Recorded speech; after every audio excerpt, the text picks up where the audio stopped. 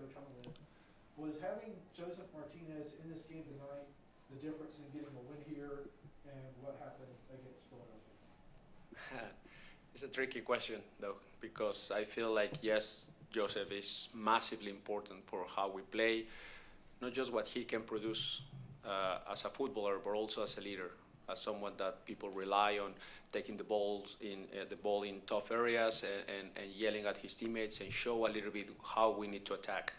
So I would say it's very important, but I would like to say that even when Josef is in international, when Josef is out of the lineup, I would like also the team to win. And I prepare the team, no matter who's in, who's out, to win. So in some senses, yes, it's very important, but I would prefer if no matter who's on the field, we still have a solid performance. Did you ever consider taking him out tonight, knowing that you got Montreal on Saturday and still games to be played? Yeah, I had that in my mind. Actually, I asked Josef. I have a good communication with him, so he knows that at any moment he feels something, I can pull him out. I mean, I'm here to help Josef to get fit and to perform at a high level all the time. So I decided at the end it was a good moment because he was tired and also he can receive all the love from the fans in that special moment for him. Coach, it felt like during the week that Josef may not play or may play sparingly leading up to this match. You mentioned that you may manage his minutes, but he almost played 90. Was that a result of, was he feeling it, or was the team not finding perhaps the chance creation that you were expecting? Well, it's a very good question. I think that when I said we need to manage the minutes of Josef, I wasn't talking just about this game. I was talking in general. Yes, this game, if things were going probably better at halftime and we have a better score line, maybe I can take Josef off just to take some legs out of him. But as I said to you guys, Josef is a warrior. He's someone that is going to do everything for this club, and he's going to play in one leg if he has to. I know Josef, and he has that big heart. So it's my job to make sure that he plays with both legs, so he's more efficient. But I think he's going to do whatever he needs to do to make sure the team wins. And what was the decision behind replacing Marcelino with Rossetto? Yes. What was the decision making there? And then, what were you happy with Luis Araujo tonight? Was he hurting? Was he not fit? Was he not sharp? Well, I would start to say that assessing individual performances, you have to take that in context of the game.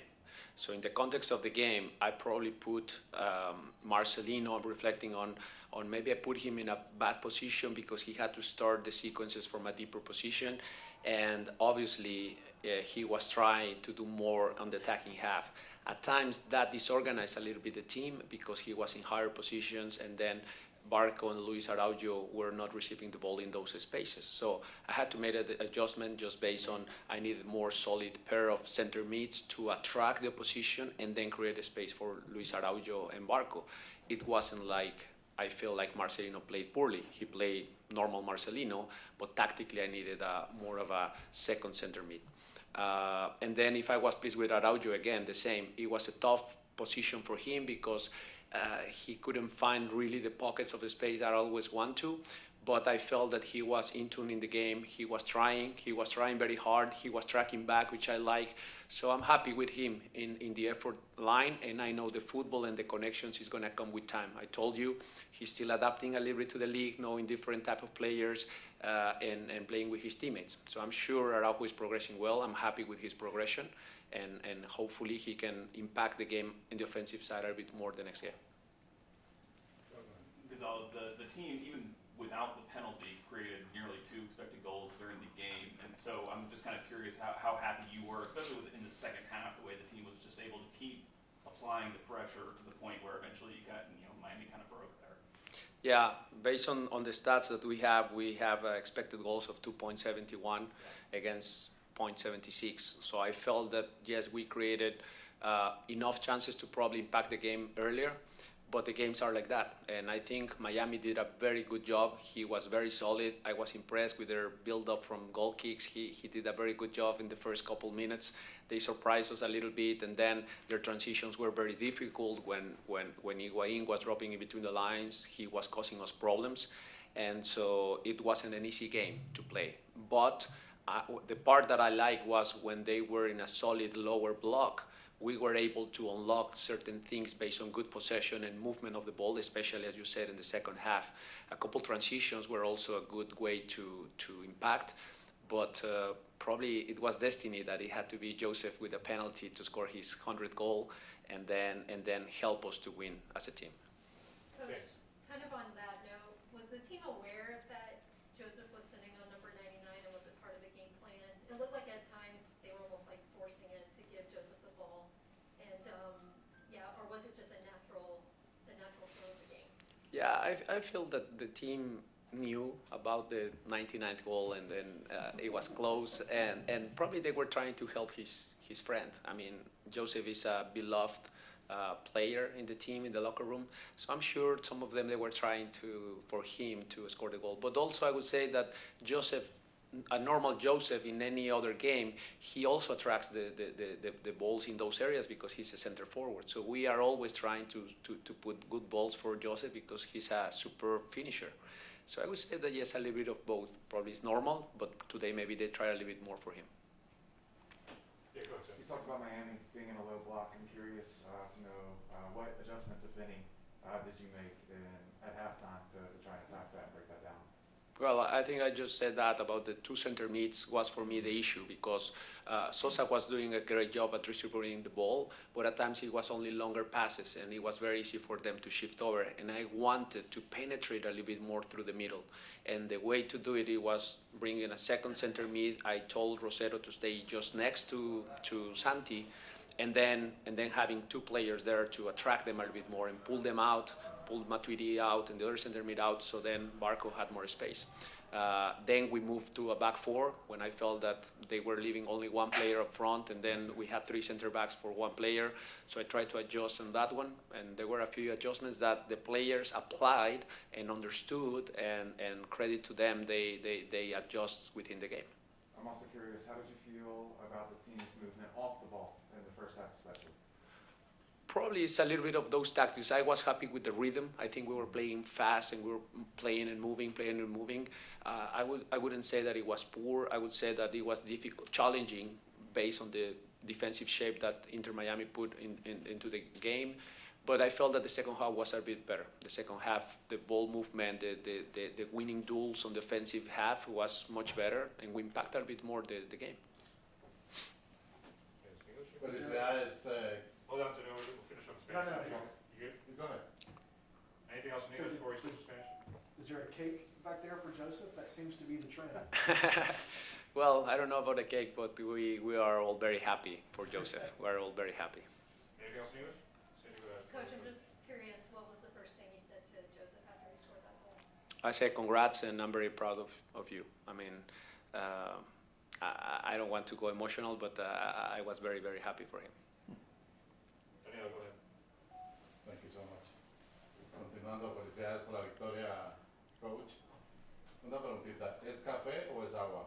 Es café, y muy bueno, y es muy bueno. Continuando con lo que decía, ¿no? por lo del cake, ¿no? Te voy a traer un café guatemalteco muy delicioso de mi pueblo con guaco, ¿viste? Ah, muchas gracias, muy amable. ¿Es mi percepción o es qué está pasando? Pero Luis Araujo, yo, en lo particular, lo he visto que ha bajado un poco su nivel.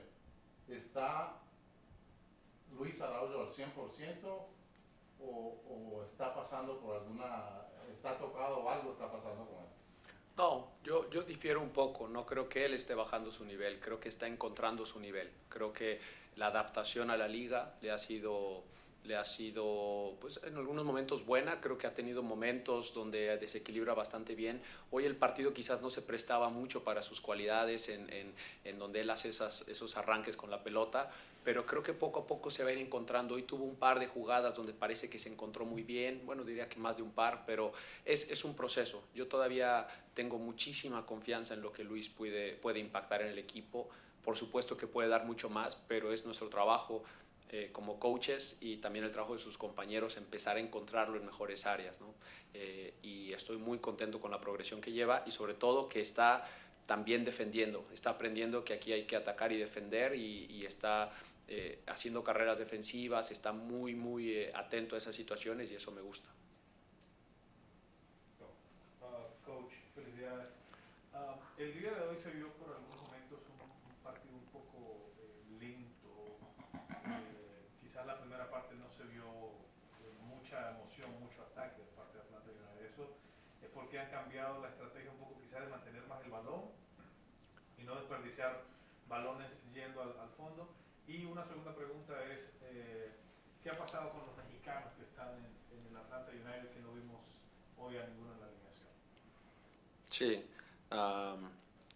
bueno, en cuanto a lo que fue lento, quizás yo difiero un poco, no creo que haya sido lento, creo que más bien faltaron más carreras de ruptura, ¿no? Desmarques de ruptura a la espalda y lo cual de repente era muy ir de lado a lado, moviendo la pelota rápido, pero se veía lento por el tránsito. Faltó más carreras de desmarque a la espalda y creo que eso hubiera dado un poquito más de emociones y fue parte de lo que dijimos en el medio tiempo, que había que hacer más desmarques de ruptura a la última línea y creo que se vio una mejora. Después de los dos mexicanos, bueno, uno está en un protocolo médico, Cubo, y el otro Jürgen, que trae una pequeña sobrecarga muscular, pero yo creo que va a estar bien. No sé si estos días será algo de día a día, ha estado entrenando y progresando mucho mejor con esa, se le puso un poco duro el músculo. Profe, felicidades por el juego de hoy. Una pregunta, se dificultó un poco contra la Filadelfia en gira y vienen dos juegos en gira, las próximas fechas son fuera del Mercedes-Benz. ¿Cuál es la estrategia para que no batalle tanto en gira como ya que se le da fácil en casa a Atlanta? Bueno, primero, nunca es fácil en casa o en visita, nunca es fácil. Y pues la estrategia es tratar de jugar de la misma manera que jugamos hoy. Yo creo que el otro día en Filadelfia fue un partido quizás para olvidar, de esos que a veces pasan en los torneos. Me ha tocado muchas veces como jugador y como entrenador que el equipo viene bien, se viene mostrando muy bien, pero de repente damos un partido que no corresponde a lo que se viene mostrando. Lo bueno es que hoy se regresó y espero que esta tendencia continúe también para el partido de Montreal, que va a ser durísimo, pero creo que el equipo está preparado para hacer un buen juego. Profe, ¿cuál, en su opinión, ¿no? Si usted puede hablar en lo personal, cuál ha sido, usted piensa, su sello hasta ahora del equipo, tanto táctico como en lo personal?